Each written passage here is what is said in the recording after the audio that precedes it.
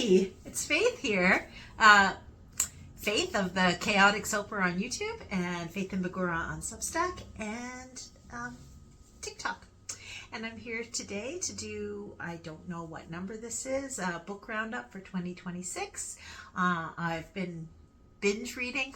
Binge reading is a little, using that term loosely now that the weather is so nice in Ottawa, but I did start off 2026 saying I'm getting my butt back in the library.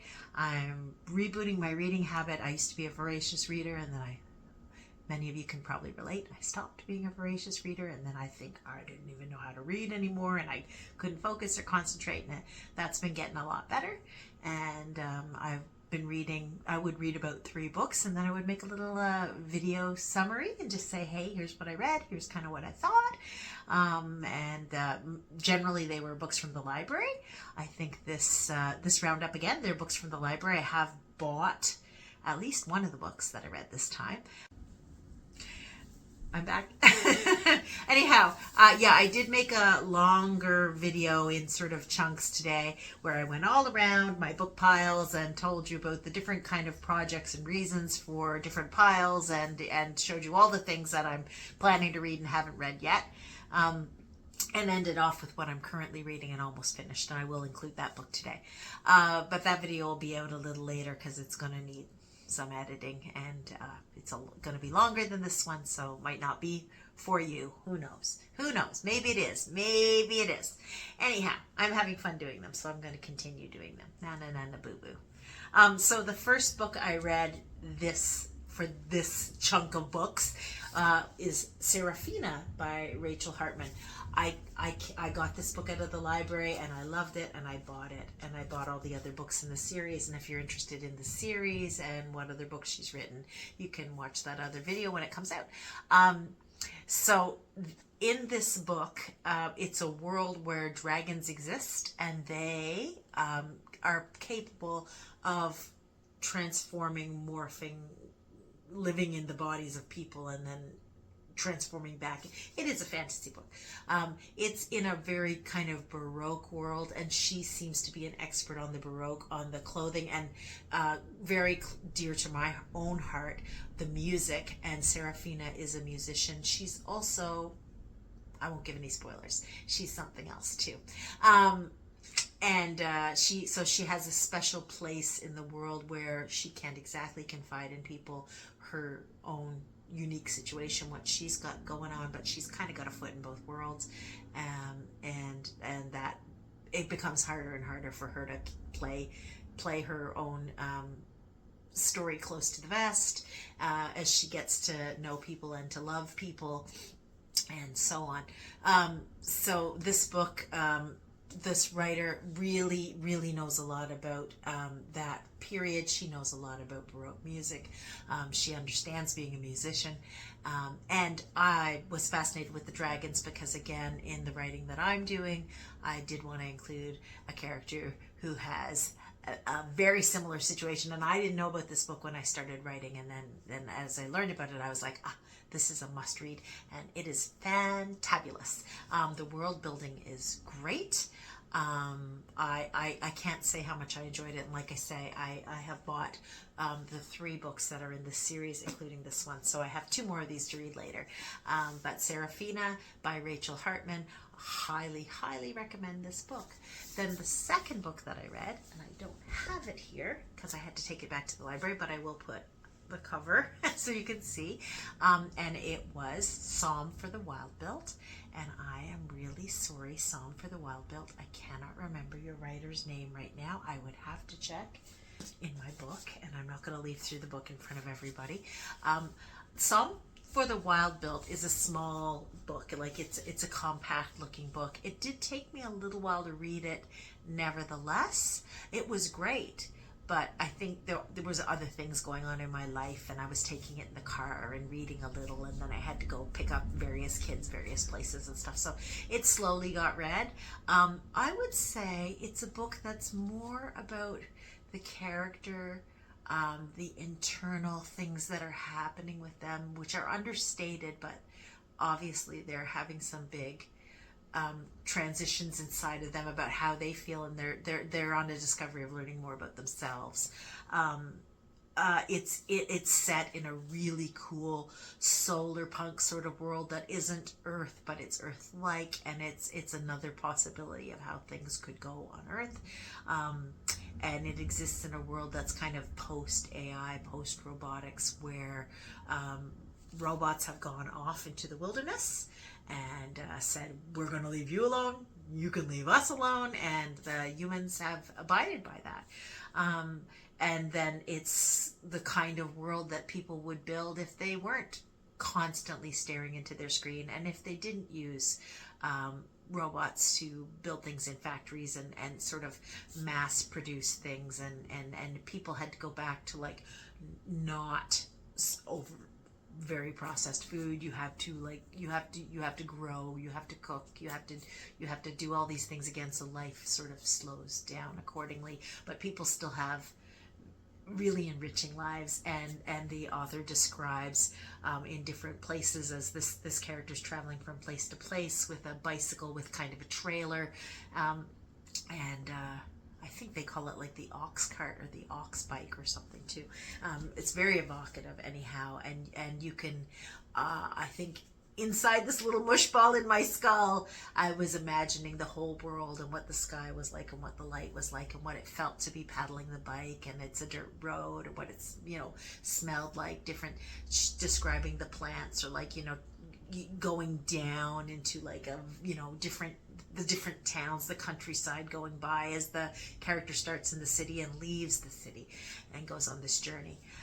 And the book is just about where the journey takes them, what's going on in their head, things they have to do, like they stop in a market town and then they're buying some plants and they start, kind of growing some herbs because they want to make some teas, and describing like they get to one village where all the people live kind of in these big trees, in like tree houses, and there's walkways going between, but they have a market on the ground in the clearing of the trees, and the people that live there, and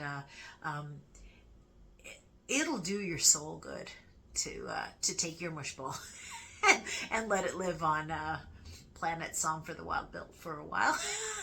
And then come back, and man, when I was reading that book, I started to see my city differently. I was sitting somewhere waiting for one of my kids, and I noticed all our buses are electric. I noticed there's like a bike fix station on the corner where all the tools are sort of attached by cable. You can stop, you can blow up your tires, you can fix things with a wrench, it's all there. I noticed that I walked by a cafe and I just wanted to use the bathroom, and they let me, and it was, it was very nice and chic, and nobody stopped me from using the washroom. I went further down to another one and I said, can I buy some bottled water? And they gave me a cup and they said, there's the water, there's the ice, and it was free. And I just walked along, enjoying the neighborhood and the trees along the boulevard, and what kind of city I live in. And I realized, there is room for optimism about the future, and that things are moving inexorably in the right direction, despite the things the things and people we often focus on that don't seem to want what we collectively want for our communities, for our enrichment and well-being. Anyhow, yeah, that's a strange sort of segue about Song for the Wild Built, but yeah, it might get you looking around at people's gardens, and people whose lives are different than yours, and it's a good story. And I think it's no, it's not really, it's not a great story, it's a great world, and it's an optimistic world, and that was my first experience, I think, really reading something that the consensus is this is solar punk type thing, and I really liked it. I put on the solar punk goggles, man, walking around town after that, and that stunned my heart some good. So maybe you want to check that one out. The third book that I read then was Castle in the Air, and I'm holding up House of Many Ways. Castle in the Air will be somewhere on the screen. It's by Diana Wynne Jones, and it's the sequel to Howl's Moving Castle, which I've talked about before. Howl's Moving Castle was great. I really enjoyed it, but it was mostly about voice. It was about Sophie's voice. I was mystified for a lot of it, what was actually going on, because they're just talking about Sophie being an old woman and she's housekeeping in this castle that walks around and the doors open in different places. It's very, Tesseract or quantum minfolding or whatever, like I don't know, but and Howl just sounds like a nightmare, and what is Calcifer, and then it all it starts off talking about Sophie's sisters and her stepmother Fanny and different things, and then this thing happens to Sophie and she leaves, and the ending of course brings it all back together. I'll need to reread it because I almost needed to make like a flow chart with characters and arrows and to follow it all, and that might have been a style of writing that was it might have been more of its time. Diana Wynne Jones, I would say, is more mid to like 70s, even like early in the 80s, maybe, sort of that era. And things have changed in what our expectations are of a book and how much we're going to understand a book and how easy a book is to follow, like how easy it is to read, because we don't expect people to be good readers or motivated readers or whatever anymore, and things have to compare to movies and all this kind, and there's a lot of room for discussion there about writing for like a visual brain versus writing for a book brain, because books and movies don't really do the same thing, and Diana Wynne Jones is definitely of the era when you didn't have to write it like a Marvel movie, you were writing something else, and so Castle in the Air, I felt I started off like, okay, I like this character, I say, and then he's kind of in the woods in a way, like a long time on his journey. He meets characters that I don't understand how they fit in. There's this man shows up that he's supposed to trust, according to this genie that's giving him guidance. But the genie is really kind of passive aggressive, and everything you ask him to do, he tries to think of a way to arf that up for you, so it actually causes you more problems. And then the man that he's told to trust and take on his journey with him, who's a soldier, just absolutely is gaga over these two cats that he finds, and one of them seems to be a magical cat, like it's a black cat, so it's sort of like a panther, and then it'll like jump on you and it'll shrink to like normal black cat size. And I was like lost, what's going on? And the main character, Abdullah, maybe something like that, I can't remember, he hasn't solved his problems, and it just seems like he's not getting any closer to solving his problems, and who are all these characters? And then of course at the ending it all very rapidly comes together, and you know who they are, and then they go off, and the ending is very good, but it did drag for me in the middle, and I was like, what even is going on? I can't believe that this is a published book. Like but then it turned out really great. It turned out great. So this one, House of Many Ways, is the next book in this trilogy that starts with Howl's Moving Castle, and again has some of the same characters, and again she's pulling some of the same tricks, but I think she's a little bit more transparent this time, so you kind of do know, there's Sophie, and then you see what's going on. Here's Howl. They have a child named Morgan that shows up in the second book, and so Morgan is clearly in this book, and I'm not even at the ending yet, and I'm really invested in Charmaine, who people can't say Charmaine and they call her Miss Charming, and she is rather charming. I like the character voice a lot. It's comparable to Sophie, and Sophie is in it as an older, now married woman with her own child and stuff.